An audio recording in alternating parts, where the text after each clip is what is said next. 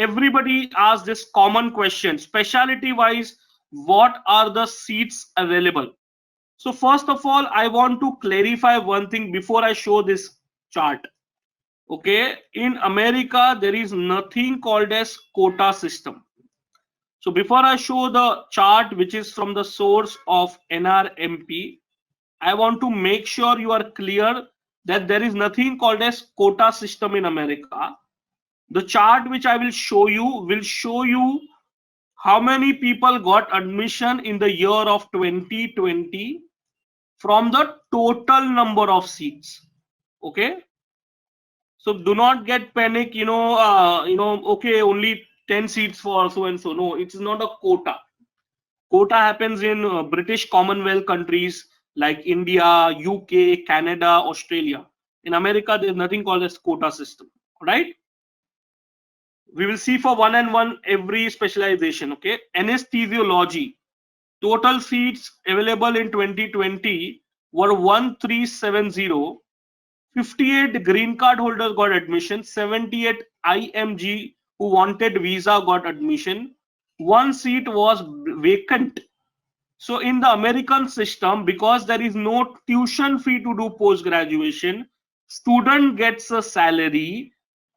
They are fine with letting go the seat vacant, but they will not offer candidate which does not have a complete profile. Okay, this is anesthesiology categorical program, which starts and ends for a 4 to 5 year commitment. The anesthesiology advanced program, which starts in second year, 398 seats, 17 IMGs got admission. Emergency medicine, 2665 students got total number of seats, 30 IMGs got admission. Okay, family medicine, which is like a GP kind of a profile.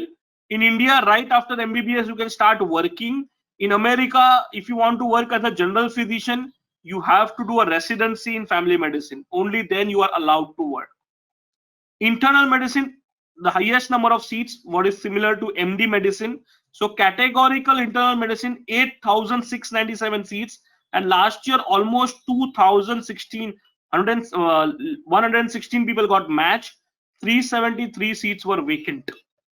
And a preliminary medicine, which is like a 1 year commitment, 1,900 seats, 163 people got admission, 152 seats vacant. Similarly, neuro, 682, 182 people got admission.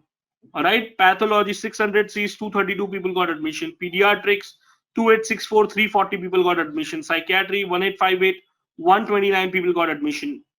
So a very interesting thing to note in this figure of admissions is that which specializations are very popular with green card holders, or more green card holders are getting admission. It is family medicine, it is emergency medicine, then it is OBGY, where more green card people have got admission than the normal people. It is psychiatry. All right, and yeah, I mean, categorical surgery is more or less similar. It is transitional year.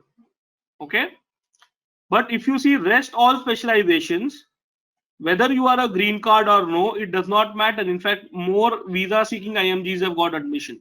So a lot of time people ask me, does green card have any advantage? I say no, because if you see this year's match admission, 61% of IMGs got admission, and 61% of IMGs who had green card got admission. So no problem whatsoever. All right.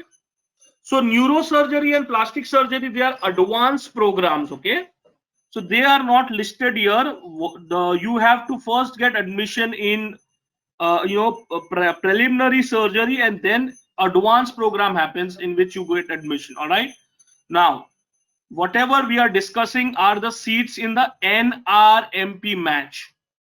Neurosurgery, plastic surgery does not participate in NRMP. It participates in something called as SF match or San Francisco match. All right, what are the other seats? What vacant seats are there? Because it total does not add up. Dr. Dimple, total will not add up because the minus are the seats which Americans have got. Very simple. These are total seats. These are international students who have got admission. Rest of the seats Americans have got it.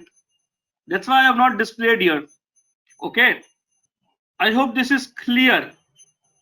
So green cards do not have any advantage. Zoha, 61% people have got admission. So what do we do? Because I understand many of you are confused what to do, where to begin. I mean, the questions never end.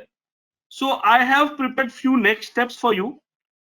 Either you can attend the Moksha, comprehensive USMLE webinar. You can schedule a personalized counseling session one-on-one.